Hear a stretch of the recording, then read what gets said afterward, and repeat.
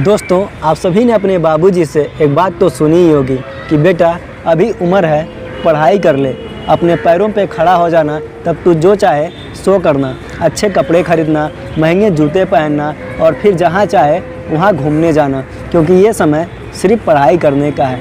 और तकरीबन मेरी उम्र उस समय 17-18 के आसपास थी। मैं समझने के लायक तो था, मगर कभी समझने की कोशिश नहीं की।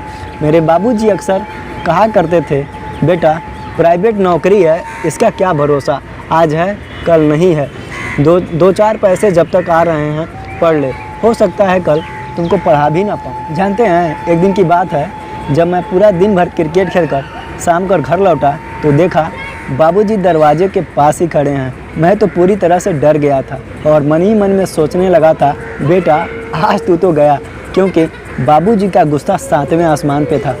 फिर भी मैं धीरे धीरे कदम बढ़ाते हुए आगे बढ़ता गया तो फिर उधर से एक ज़ोर से आवाज़ आई। मुझे लगा कि 7.8 तीव्रता से भूकंप आया हो। मेरे शरीर के सारे पुर्जे ज़ोर ज़ोर से हिलने लगे थे। फिर बाबूजी ने कहा, मना किया था ना, घूमने नहीं जाना, कहाँ गया था? मैंने डरते हुए धीमी आवाज़ में कहा, दोस्तों के साथ क्रिकेट खेलने। क्रिकेट खेलने से क्या होगा, खाने को देगा। मैंने कहा नहीं, मगर क्रिकेट खेलने से सेहत ठीक रहती है, मगर दिन भर खेलने से पढ़ाई ख़राब हो जाती है। थोड़ी देर बाद जब बाबूजी का गुस्सा शांत हुआ वो फिर मुझे समझाने लगे। फिर से इनका रेडियो ट्यून चालू हो गया, बेटा अभी उम्र है, पढ़ाई कर ले, तब तू जो चाहे सो करना, अच्छे कपड़े खरीदना, महंगे जूते पहनना, जहाँ चाहे वहाँ घूमने जाना।